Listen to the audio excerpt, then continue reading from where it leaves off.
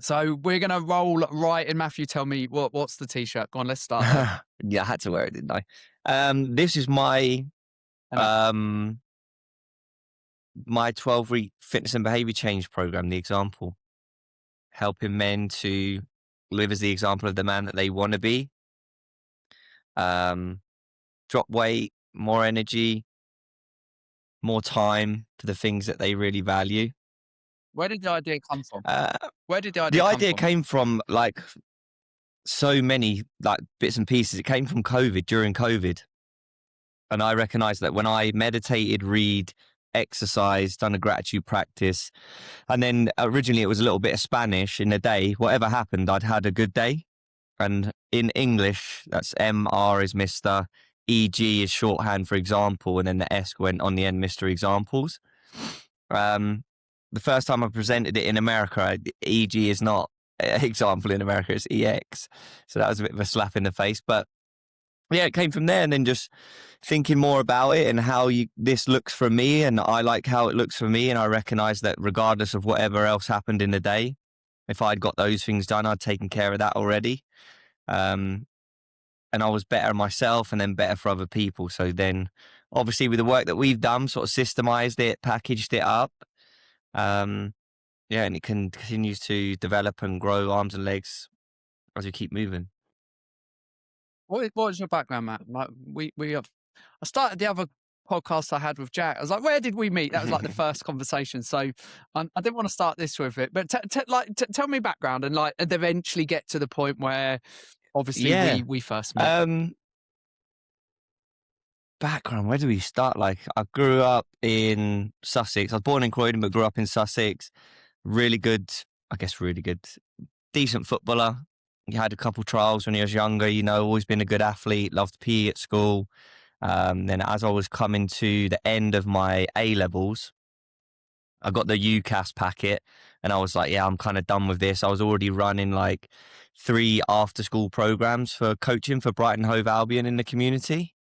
And enjoying it. So I was like, well, I'll just go and get my badges and see where coaching takes me in England.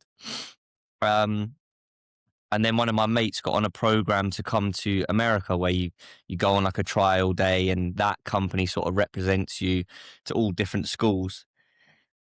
And that's what I went for. So I went along with him Like to be a to coach or play, to to play. play still.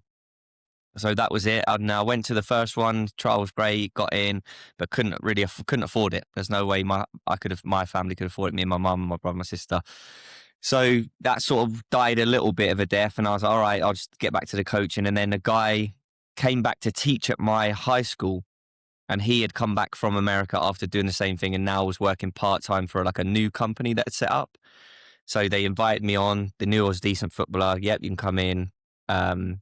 And then from there, they were like, hey, this is the price. And I just plucked up the balls to ask my best mate's dad to borrow the money. Yeah. Big At amount? first, no, but I told him, like, look, this is going to be, I'm going to need your support for the 4 years. So at first, it was only like £1,250. And then the moment I asked him, I was coaching a little U10 soccer game and he was randomly walking across the field. And I don't know why, but I just asked him. I asked him then and I explained that it's going to be 4 years and it could be a lot more. And he just put his hand on my shoulder and was like, yeah, I'll take care of you. And I was like, fucking hell. Like, it's windy out here. Unreal. And he did exactly that. Honestly, every time that I came home, I worked all the time I coached all the way up until the time I leave. I never took a driving lesson because I didn't want to spend any money in it. But he helped me out with my flights, my insurance, my school tuition. When I got to America, I worked little campus jobs the whole time. I worked every summer at Royal Hickstead show jumping ground for a couple of years. That was great, shoveling horse shit. Then coaching soccer in America a couple of summers. But yeah, that got me to there. The degree brought me to America. My degree was physical education, teaching and coaching because they didn't have kinesiology or anything like that at my college at the time. And I thought it's easier for me to get this PE teaching degree. There'll always be jobs there rather than do like a health promotions. And I could do a health promotions job with a PE degree. I couldn't obviously get a teaching job if I didn't have the certification. So yeah, done that. Got a job actually just over the road here at a local high school. I was trying to leave Iowa, where I live now in Des Moines, and I was going to go to a small like podunk Louisiana town called Lake Charles. But the job came up at the school as a PE teacher, and it was just perfect. My mate lived around the corner. He had room to rent. And but Matt, were you playing After still? college, mate, no. I played a little bit in like Latino league, it's called out here, or co-ed, and the pace of the game from like a nationally ranked college program to then like Latino league and co-ed, it was like, yeah, not. It was more frustrating than enjoyable. So knocked it on the head then. Then I was a PE teacher, strength and conditioning teacher. Did you at any point? Did you at any point have a a belief, an aspiration, a potential to make it? Do you think? Yeah, when I was about 10, 11. And then an adult told me at 14 that, yeah, if you haven't been signed now, you're probably not going to get signed. And I guess naively, I believed it. And whether I was good enough or not, that's when I started volunteering on a Monday coaching down at Sussex Development Centre a long, long time ago when I just turned 14. So, yeah. And and you've obviously we're going to talk about your program and that because Uh-huh. I love it. I love the name. I love the brand. Um, how did we Yeah, that meet? was it. At 2018, I was back in England for the summer. Mm. Booked a trip to Russia by myself, not knowing that I needed a visa to get in the country. I booked the flight and hotel. I was like, yeah, they're in the EU. I'll just take my passport. No, Will and you then not? luckily the guy who lent me all the money to go to college is a ticket tout.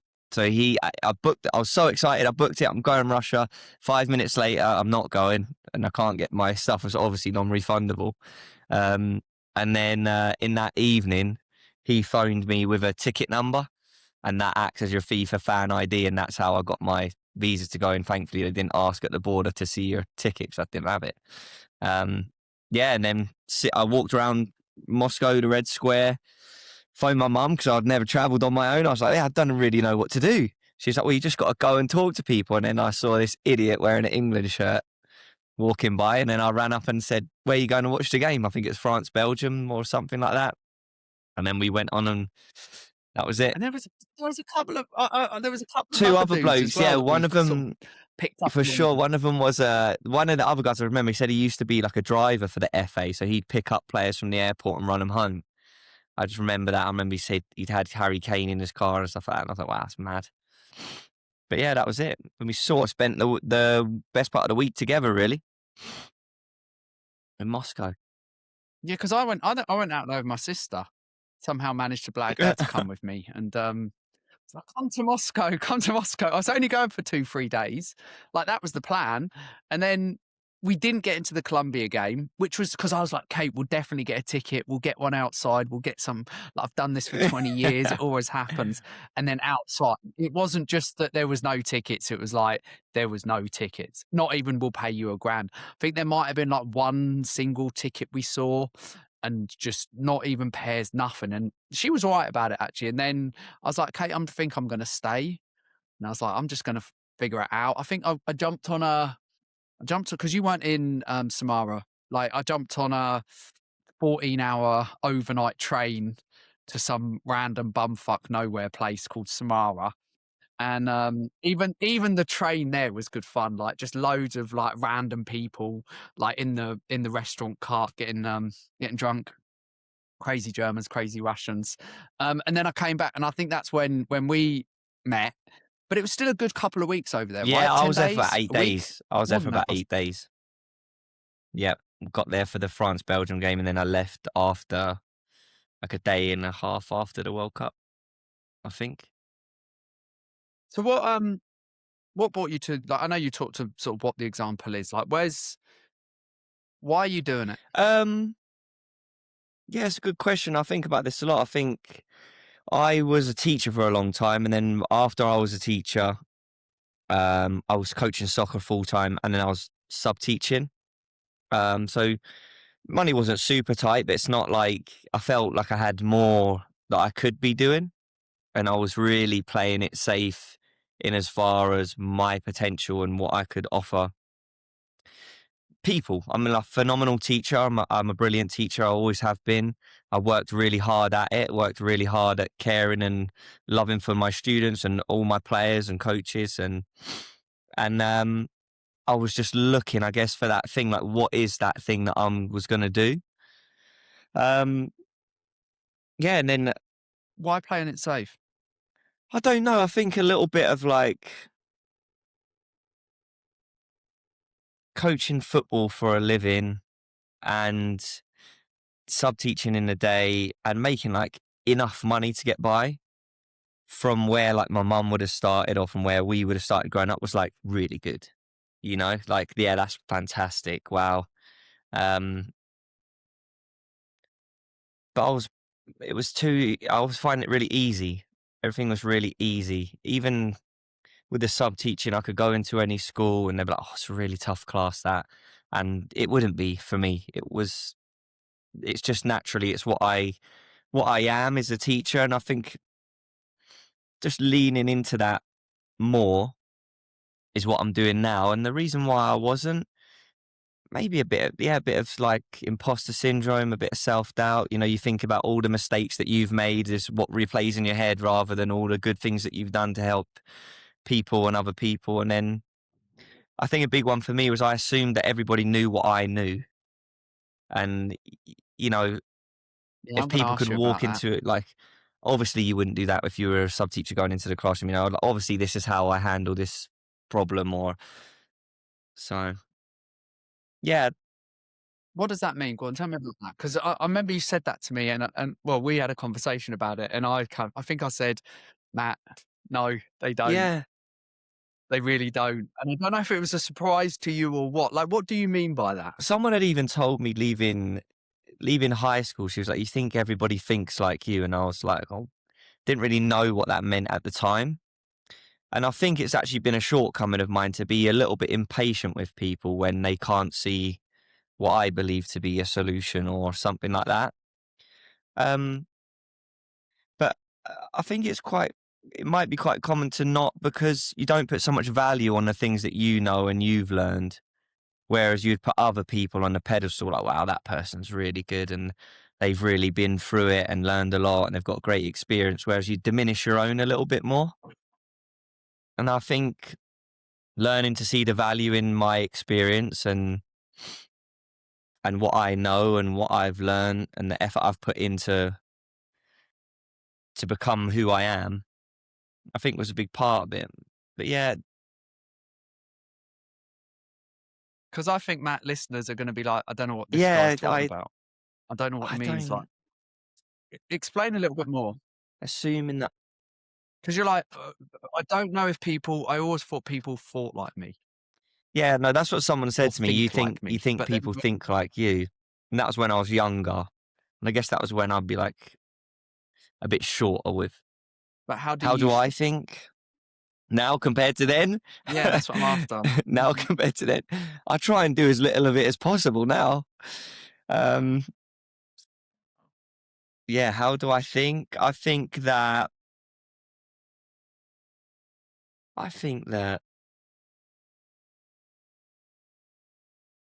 I'll give you my opinion.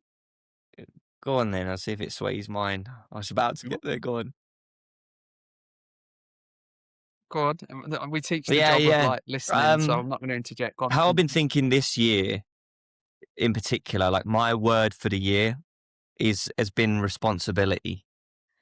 Um, and I think the more I lean into what I'm doing here, the more I take responsibility of my life, my processes, the things that I need to do, the better I am rewarded by the universe or whatever it is you want to call it. And the better I am able to help other people, the more I take responsibility. I saw a really cool um, like statement the other day. I don't know who it's from, but it's like people confuse status with power, whereas status is actually taking on more responsibility. And my word was responsibility before I read that, and I was like, yeah, that's exactly what it is. Assuming responsibility for your, you know, you take it all the way back, and then this, I guess, is where the core of the example program is. It's like it starts with my health, because that's the one thing I know that I can control. So my physicality, my nutrition, and then mentally and then emotionally, and that's all encased in me. And once you've got a great grip on that, obviously you can now assume responsibility for other things like your family, your career, um, and things like that, your business. So yeah, I don't know if that answers the question really, mate. But that's what I've been thinking about a I, lot I, I think it's recently. quite. I think it's quite simple. Like when we knew each other, but when we started working together, it's like you're very self aware. Like, and that might not seem like a big deal. Depends on how much work people do, how much personal development. A lot of people think personal development's wanky. A lot of people think it's a bit woo woo, or some people think it's like the best thing since sliced bread. But that was something that like, I noticed probably when we actually started working together. Like we knew each other. I didn't necessarily know that before, but when we started working together, I was like, this is unusual. Like the way that you understand how you think, I thought was unusual. And I'd asked you, we had a conversation about this a while back. It's like sometimes you're having a conversation with someone when you're coaching them, and they get what you're saying, but they get it at a slightly either deeper or surface level. And I always found when I was asking you things, you kind of got it at a deeper level. You were very good at understanding how you think, very aware of um, your own emotions, your own state, your own actions, taking responsibility, all of this stuff. That's what really like I saw when we first started working together. Yeah, no, I think you're right, and I think like it was, as I said, And by the way, I yeah, just interject quickly, Matt. It might be hard because it's like telling a fish. What's the saying about fish yeah, and I water? see what you're saying here. That's kind of, Like fish don't know they hmm live in water. Like they don't know until they're taken out. And it's like you probably just maybe I don't know. Maybe by now you've like you know what? Actually, maybe people don't think like I do, but maybe they do more so after they've like worked with you. Like they start to understand themselves a lot more. And I'm assuming that's been yeah, the that case, that right? has been the case. You know, the weight comes off, and but at the end, everyone's also the weight is brilliant, but the real change is the mindset shifts and the thinking shifts that people have made, which then you hope is lasting, right? It's like a snake going down a bamboo pipe, like you can't go back. So I hope that that's the lasting impact that we have on people, as well as obviously understanding how to fuel and exercise their body towards whatever goal they have in the future. Um, but yeah, I think you're right. I think that's probably always been a bit of a element of my personality. And then not through COVID, like that's when I started doing the meditating, the intentionally reading a lot more, and the gratitude. It can't help but bring more awareness to how I'm thinking or where I'm even spending my energy, you know? So I think that's been an important thing for me. What's the plans for the future with the example then? What are you excited Yeah. about? I'm excited about taking people to Bolivia. I'm excited about taking people to Bolivia. A good friend of mine, Go on, you're yeah, gonna have good to tell friend us of that. Go mine, on.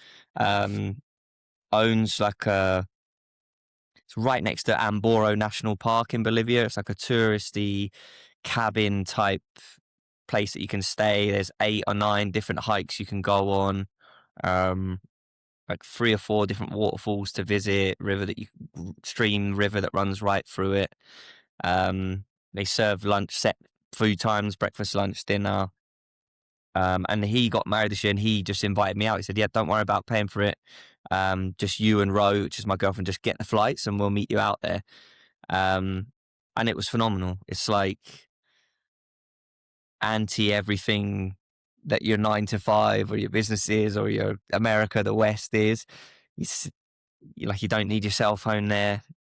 You just be time to just be. And I'm sure you could go there and you can hammer out loads of work because of the freedom and the time and the space. But the hikes are enough to challenge you. That's like, yeah, this is something difficult that I'm proud that I've achieved.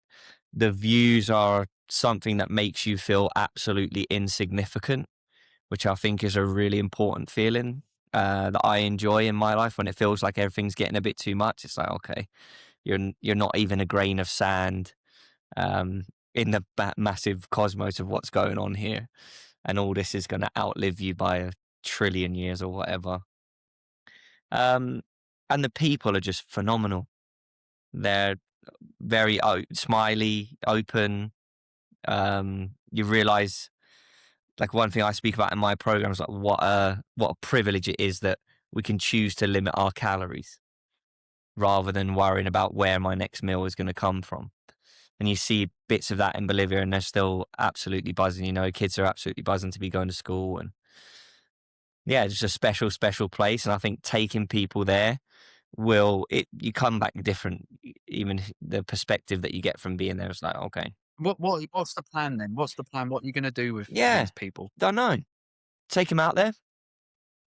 Obviously, there's hikes to do, and they usually leave in the morning or in the evening. But me and my missus ended up going like just self-paced on a couple of them, which was even more exciting. So I think I'd actually encourage that as well for the men that come out. Like, yeah, we'll go on a couple that are guided, but you're going to go on a couple on your own.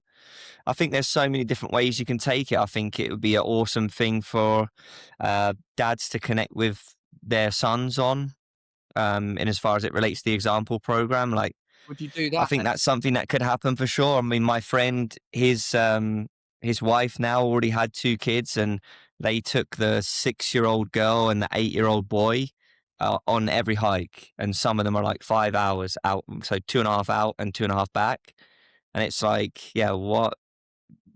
That's pretty cool that these kids managed to achieve that because it's difficult. So then I think that's an awesome thing that dads and sons could go and do together. I think there's just a complete, like, I guess you could start marketing it towards like, look, this is an AI detox. Like, we're gonna be writing pen and paper and journal I think about when we get there. You know, yeah, we're actually gonna spend the time from now until dinner in absolute silence. Don't speak to anyone. Just walk around, take it in. I haven't planned anything out. It's just something that I know I'm gonna make happen. Do you know who Mm-mm. Bedros is? Kuliani. No, I You don't know. might not. He was like one of the original.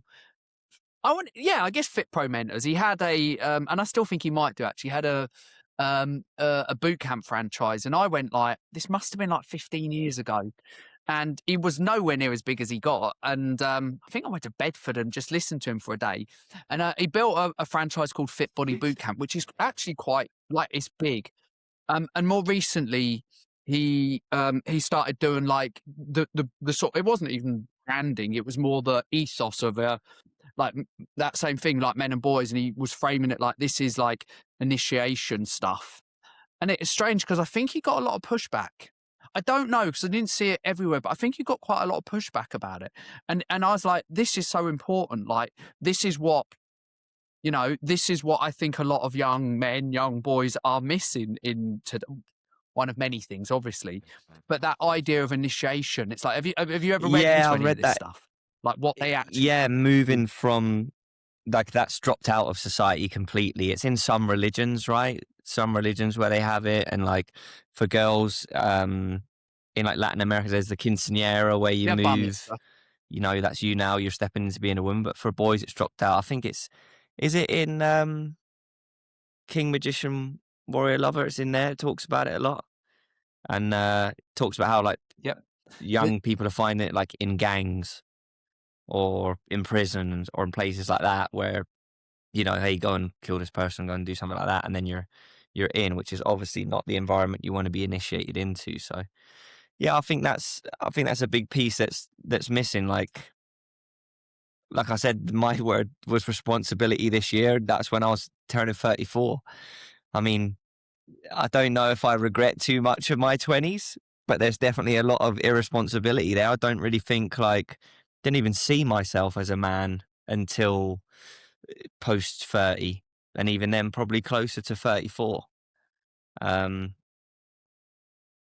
and even now I feel, well, I am a young man, and I still feel wet behind the ears and a bit green in being a man, which I think is good. But now there's like an acknowledgement of like, yeah, this, you have to assume responsibility as a man as you go through life. But I think that was probably delayed delayed a little bit slow for me. But Chris Williams says he was late getting there as well, so I might be in good company. I don't know. There's in that, and there's another book that I'll give you, and he talks about like all the initiations that they used to put young boys through. And like what was really interesting about the way he talked about it is he was saying like that at these points in time, but also location, that these people wouldn't have known the difference between myth and truth. Like they meant the same thing. Like they didn't even, and this was blowing my mind when I was reading this. They were like, they didn't even have a idea of what of history. Like it wasn't, history didn't exist. History wasn't a thing that we have now, which is let's go and look back and look what actually happened, like fact. It was myth. It was this, that this was all merged into the same thing. So you got to take it from the situation of these young boys, but also the other people, the elders. They thought this was true. Like they didn't sit there going like we would go, oh, like I'm going to go onto this initiation retreat, but it's all right in the end because I'll just be like, oh, let me out. Like, and they did some. They would like bury these 11-year-olds, like cover them with like these biting ants for 24 hours, go and put them in like caves. Like, I'm like, I don't think you'd get Yeah, away with that anymore because I think that would like seemingly damage that's people. not They'd put them in cages, like not cages. that's not on the Go on. Bolivia plan. Just hike up a difficult hike and enjoy the view. I thought was interesting, like the ideas in that though. Like you obviously can't do that. You'd probably get told off a little bit.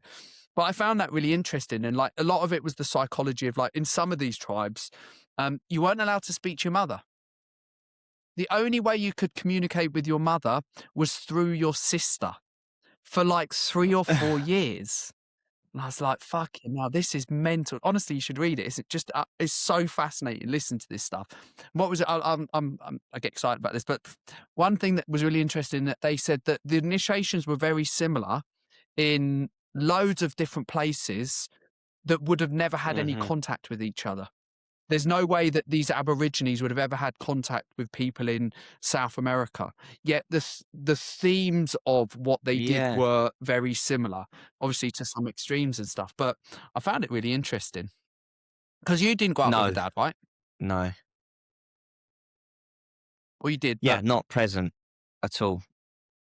So, how do you think that affected you? I've always said that I was lucky because one, I was gifted footballer, so then you get love and respect, or from men, from adults, from everyone else's dad on the team, teachers. I was lucky that school came easy to me, so I always had really good male role models. My two uncles were brilliant as well, and just men around me. Like my mate's dad lent me all that money. Like, what? That's a fantastic thing for a man to do. So I was really, really fortunate, I think, to have that. Yeah, I think I was really fortunate. But in as far as like masculinity and what being a man means, and even like regulating your emotions in a different way, like a productive way as a man, right? Because like a negative view of masculinity in regulating your emotions would be like, oh, closed off, don't share, something like that. Like that's obviously not. I don't believe that's what masculinity is. That's someone that's like a boy mentality, that I can't process this and deal with that, which for whatever reason might be right or wrong for that person based on what they've been through. Whereas I found that I went into when I would argue, especially in a relationship, I recognize now I would go into like a feminine energy and the chaos would ensue, and I would only be adding chaos to chaos. Which I love my mum, bless her. I think she would see there's times where she was fighting for everything for my sister on the phone. My sister's visually impaired. So she's fighting to get just the print at school blown up, or like basic things that people should be afforded. And she'll be losing it, and that's sort of, I guess, I've absorbed that from being a young man, right? When things aren't going right, maybe that it comes off the handle a little bit. But yeah, that's one thing I've become aware of as I got a little bit older. You're doing a podcast about this, right? Yeah, that's it. So I've started the Example podcast, and it's the tagline is conversations with modern masculine men sharing their wisdom, knowledge, and experience for you. It says for you to learn from, but really, selfishly, like I just want to learn, and I think it's beneficial to other people, the great men that I know. But yeah, that's it. Basically, I'm trying to learn and glean what I can from these people that I admire and respect in my life, so then I can package that up and then see how that looks for me as I grow, and become a husband and start a family and improve my coaching and just generally as the way that I bounce through life. And what are you excited about that then? What am I excited about that for? Um, I Mm. I love it. I love I've I love people. So, and I think the world of these men, and I think that I think that people have a lot to offer. You don't have to be like a famous person to have loads to offer. So I'm excited to get to know some people. I'll be learning some people on a deeper level, I think, than I've known them before in these conversations. So I'm really excited about that. And I just like talking. It's never a bad thing. Because a lot of the stuff you've been doing is obviously online, right? So how does it feel like going out into the world and like, because we've spent time together, like I know you, I know what it's like when you're around you in person. Like it's good fun. Like it's good fun. Like I know you know this by the way, but it's like that. Like just hanging out is Yeah. so much fun.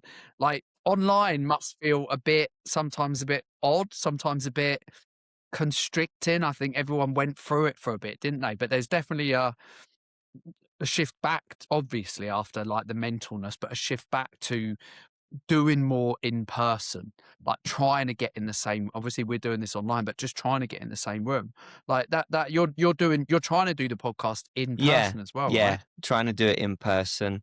Um, Yeah, I think you're right. I think before I started coaching online, mate, I was very skeptical about the connection or anything like that. Like, I know a lot of people like to do, like, people have their therapist online or all stuff like that. I'd a million times wait longer just so I can be in person to feel the person's energy and just be around it. But doing this program has definitely changed my belief on that. Like you can still have an unbelievable impact and connection with someone, even if it's just through, your microphone and your webcam. And I think sometimes it might be a little bit easier on the other side if you're sharing something vulnerable. Like I'm not actually having to be in your space to share it. Yeah, but for me, being in the same space is always going to be number one. So yeah. Yeah, I don't know if I told you this. I had a I had a new therapist that I was working with, and it was interesting. He didn't know what I did, and it was around COVID. And on the first call, right at the beginning, he said, Um, listen, I let me just give you a bit of an insight. He goes, normally I don't do things on Zoom. I've, I think he just needed to be honest, because he was like, well, no one could see anyone, right? He's like, so like, this is one of the first sort of people that I've done, like you as a client, potential client that we've done on Zoom. Is like what we do need to be aware of though is that when someone's in their own environment, they can feel very comfortable and they can end up, like you said, being vulnerable and sharing stuff a bit quicker than what they normally would. Like I've done like I've done a life coaching diploma while it wasn't. This guy would have been training for like 10 Hmm. years and shit like that. But even then you learn certain things around like how to manage how much you delve at what points. Like you don't want to. We had a coach that worked with us, very good coach, and we had to pull her up for unplugging people too quickly. It's like literally 2 sessions in, and she asks if someone's watching this and they're not into like a bit more deeper coaching. It's not always clear what that means. But like she would ask them a question, it would be just explode someone's mind and they'd just be like, we're like, you gotta stop doing that. Like most people don't have the ability, by the way. But this was like, if you did, it would take you 3 months to even get the person to that point. And she'd ask these questions, and it's like, you gotta slow down, stop doing this, please. And it was interesting because he said that thing to me. He was like, "It can happen a bit quicker." He asked me like, "What you doing after the sessions, etc." And just almost warned me. And he didn't know what I was doing. I just thought it was really interesting because like I think that a lot of obviously a lot of my audience, a lot of the people that are in the program have been like personal training. Maybe they've done a bit of mindset coaching, but not loads. And you imagine like if you are doing a bit like just asking a few questions of the client and it's in the gym after the session, no one's ever going to really delve that much. Like they just give you a few surface Hmm. level answers. But when you actually get someone on a Zoom call, they might actually open up a little bit more. They might actually tell you really why they're not eating the donut. Like that you might actually be able to get somewhere with people. So I actually agree with you. I think that when you're coaching online, it can actually go quicker. The connection can be deeper. I mean, I wouldn't have believed that at first. Yeah, no, I think you're right, and I think that's the level of change that you actually need to help someone long term. Like you said in the gym. Tell me about that. What Well, does that mean? Because like your story is a bit different to some what people, do you right? mean? Well, because you did a lot of football Yeah, coaching, etc. Like you weren't a personal trainer in a gym. You didn't do what I did. yeah. You weren't like, I was totally oblivious to even I'd say actually, Matt, was which I'd find interesting. Even when you first came into working with me, but also before that, when we just chatted a bit, like back and forth. Do you remember we had a bit of a convo? I was in Nero's in Cambridge, and we had a decent convo, and like we were talking about stuff. I was like, this guy's reads a lot. He's really like self-aware. Reads a lot of. Maybe I wouldn't have said self-aware. I was like, he reads a lot of personal Hmm. development. Really like interested in this stuff. I was a million miles away from that. I didn't know. I hadn't read any sort of personal development sort of pop side books. I hadn't read anything like that. I was literally just I'm interested in nutrition and training. That was really as far as it went until I kind of maybe like 4 or 5 years into being a personal trainer. So for you, like you didn't have that, working in a gym surrounded by everything is about the training program and the reps and that. So like from your experience, like what's it been like? Like what doing online coaching, like what surprised you? Yeah, I think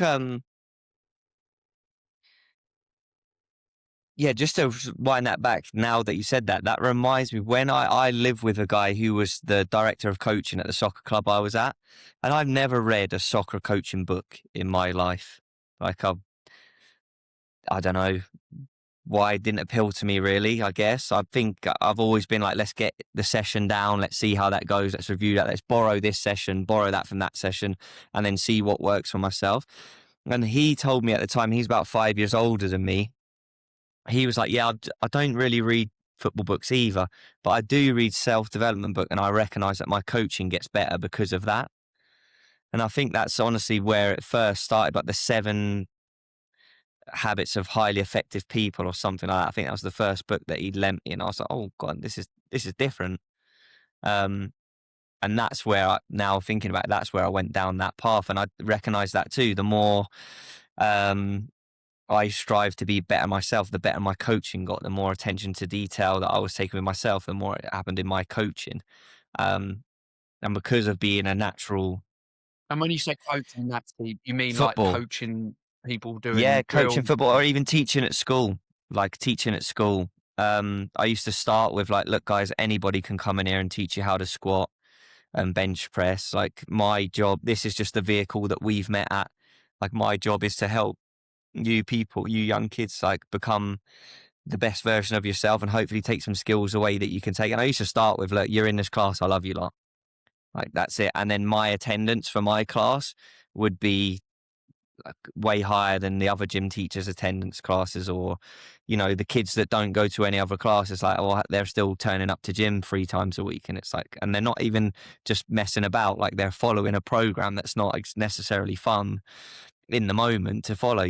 So I think I recognized from there that like we had a strength and conditioning coach after school who had a master's, who had done an internship at the Navy. Well, none of our athletes were showing up to that program. And it's like, yeah, you can't drink water out of the sea. There's there's salt in it. So you can have all this knowledge and all this available resource, But if you're not providing it in a way that people want to consume it, it's pointless.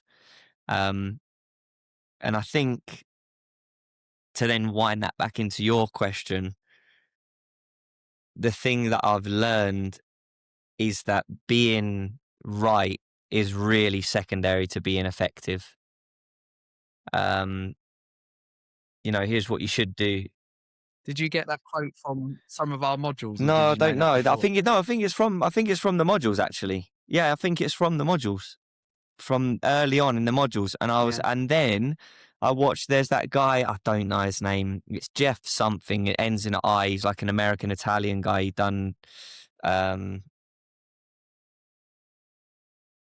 I'm selling him short if you don't. Anyway, he does like a lean 6-pack thing. He's got millions of subscribers on YouTube.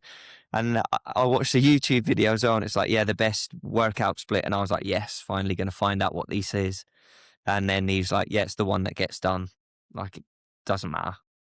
It's the one that gets done. So I love all these people saying, I've got the answer, the key to unlock here's the one thing you're missing in this and that. And it's like, yeah, it's great, but it's not. It's the one thing that unlocks it is the thing that gets done.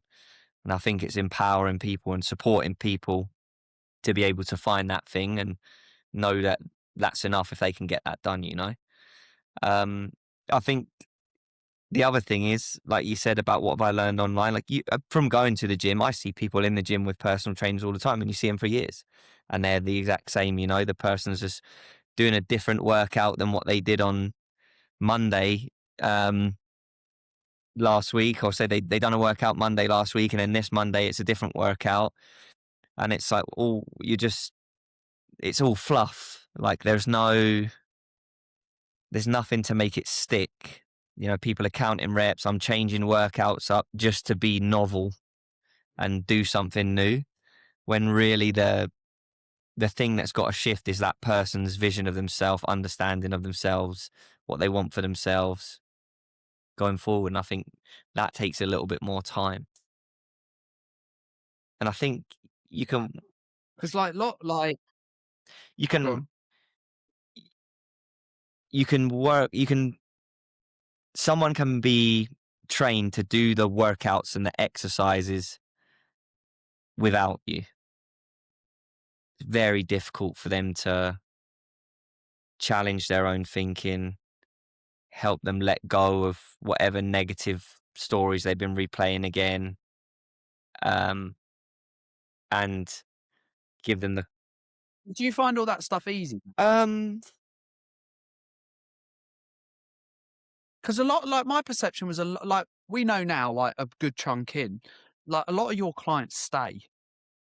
Like a lot, you have noticed this, right? They don't want to get rid of you. They want to hang about. Like it's not always that easy. Like it's not easy, but it's not always like your clients. Really, you can tell they want to hang around. They pay you a decent amount of money and they stay. Like, do you know why?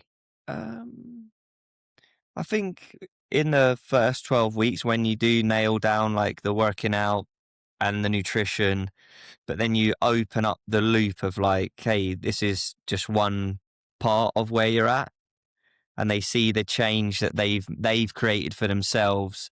Like obviously with your guidance going forward, so okay, well if I can start to apply this to maybe how I actually want to just spend my waking hours rather than just like getting a certain weight when I step on the scale, and I think they appreciate that it takes a little bit more time. And you almost need something. Sometimes the 12 weeks is like there's not enough adversity in there. It's not a long enough time for something to come and mess it up. So you're almost getting like a false positive of how well you're doing because things are great. Like you need to go through something and then still fall back onto your habits. I always explain it like it's not. Some people can quit smoking, they just drop smoking or whatever, something like that. And that's just one thing to draw an example from. But when you're making these, I guess it's psychological, behavioural changes, your old self is like got a little grip on the back of your shirt. And when you start pulling away, you start getting pulling away, and then that it starts pulling you back further. And then sometimes it's on the journey, it's gonna win. Like you're gonna go back, you're gonna grab back. But then next time it'll be a longer stretch before he reaches back out and it's like, well, hold on there, kid. And then you might fall back again. And then next time it's going to be longer. And then eventually he's going to put his arm on the back of the shirt and you're either going to whip the shirt off and say, yeah, mate, keep it. Or you're just going to like, yeah, fuck off. I'm done with that. But it's not like there's a moment. It's go, go, go, pulled back, go, go, go, pulled back. And that space gets longer for me anyway. And I think that sort of relationship and understanding can't really be done in the gym floor. It's funny because when you say that, I'm like, is Matt talking about himself here? Yeah, Is Matt talking 100%, about himself or his 100%, clients? 100%. I mean, yeah, I'm, I've got 2 arms, 2 legs and a head, you know, so do my clients. We go through the same thing. We think lots of people like to think we're super different. Like we're not that different when it boils down to it. We've all got things that we've done that we're not proud of that pull us back. And we've all got aspirations that we want to work towards and things that we're working through and over. But yeah, I think that's very accurate. Like definitely that's my experience moving towards what I want to do. And then like, I'm blowing it all up or what's going on. I remember a long time, this is the infinite wisdom of my mum. She was like, yeah, that's what people do. Get some bad news, make it worse. Like, which is obviously the opposite of what you want to do until you start bringing more consciousness and awareness to what you're doing. And then you can choose to go right instead of, yeah, I know this, where this left leads to, you know. I think it's scary though. It's interesting. You said, Matt, that about, someone said to you, like, I've been reading these books. Like when you said that, I was like, I remember that. Like when I was a trader, when I left university, I got a job as a trader. Like this was before 2008. So like, I wasn't a very good one, by the way, but like you weren't like the devils of the universe that crashed the whole world economy. I mean, I was just little fry, by the way. I wasn't like some big dude. And even the guys that I work with in the same environment, like it's what's called like short end traders. They're not making trades that stay there for like 2 years or anything like the guy in the Big Short. Like you're in and out of a trade in like 30 seconds or 5 minutes, or you would never you, until you'd been there for 2 or 3 years, you would never leave a trade on overnight. Like you just wouldn't, because you were like what's called a local. And I wasn't very good at it, first of all. And I remember like, and I only connect the dots backwards because I remember speaking to this guy and he was a friend of the guy who backed me, which is basically like the guy who gave me a job. They will find 10 people to back. They'll give those 10 people 20K in a pot. And they'll be like, right, go and do the trading. And to them, 20K is not a lot of money. Like it's a good day of trading or a bad day of trading. Like they might make, I think the guy who backed me sort of first full year or maybe second full year, maybe he was doing like 180, he's like 23. I think this third year he did like nearly maybe nearly 500,000, maybe like 300-400 grand. I mean, remember this was 20 years ago. He's doing good. And they backed like 10 of us. And all they really needed to do is like 1 or 2 of those people to do quite well, because you would agree to pay 200 grand back to the person. Everything you made was split 50-50. 50% would go to you, 50% would go to the person who backed you until you had paid all of that money down. They knew full well that most people would just lose all the money. So they really only needed 2 out of the 10 to do okay, to do well, to pay them back, to make money. And to be honest, I think some people just did it for their mates as favors as well. Like it was someone who I knew. And I remember asking people around, like, what should I be doing? What should I? And one of them sort of pulled me aside. He's like, you need to read some personal development. And I was like, and I think he might have even suggested a Tony Robbins book. And me back then was like, who's that fucking idiot, Tony Robbins, the big, ghastly, like over the top, he was on like Oprah, wasn't he? And I was just like, no chance. And then looking back, I was like, I just wanted to sit there reading all the economics books, because that's what kind of I could rashly understand it.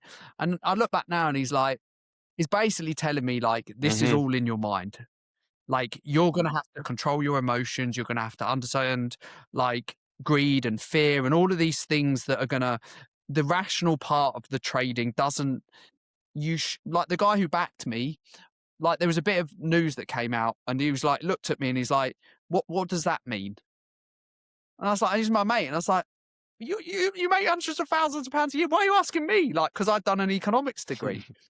And he was just really good at it, and I could never, I never knew why, and I just wasn't very good at it. And I think the thing that I would have done if I did it again is actually picked up like that Tony Robbins book, picked up all of the books around like understanding myself, being able to, like you said earlier, about being able to navigate my or the human emotion or the human emotions. The best trade I ever had in the early days, which to them was nothing, like pressed buy or sell, whichever one it was.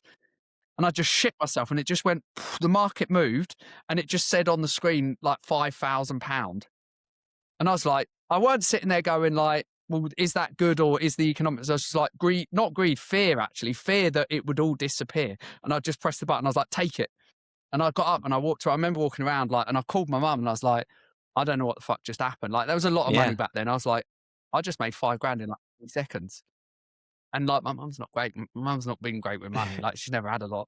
And it was mental. And I look back now and I'm like, how interesting is all of that? I learned all that stuff. And actually it was all of the stuff which it might seem a bit odd when I would have first become a personal trainer, but the greed, the fear, all of this human emotion that gets involved in like in that sort of thing. Like I even did my dissertation on what's called efficient market theory, which is basically saying the standard economic model is all based on all based on rationality.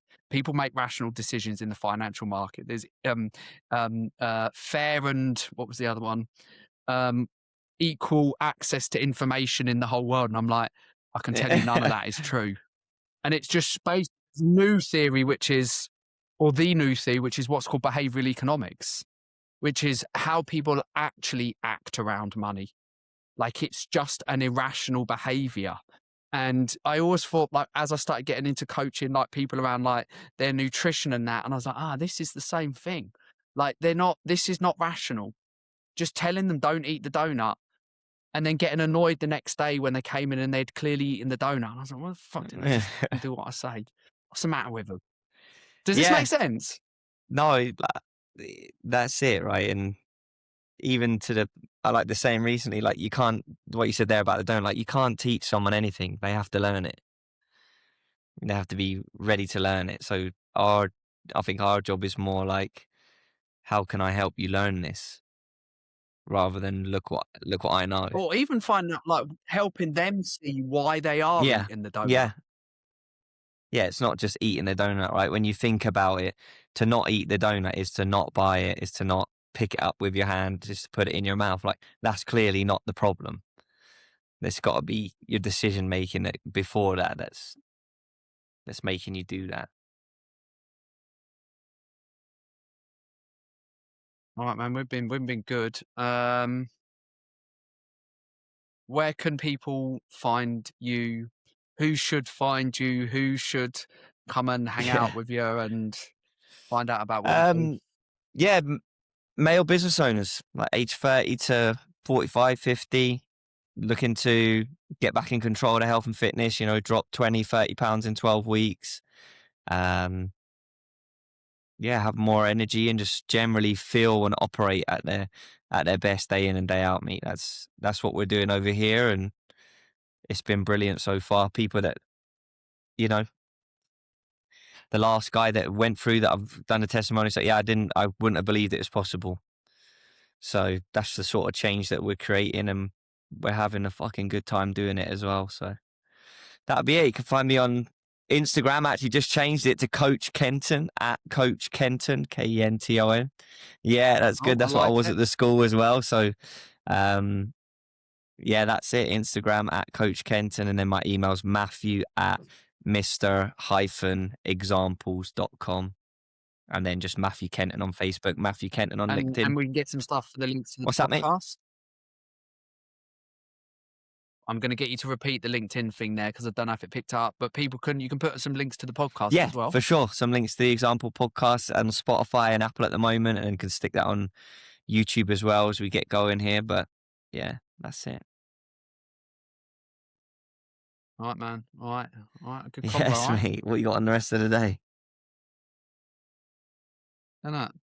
Guys, thank you so much for being here. Like, we're going to put Matt's stuff in the show notes.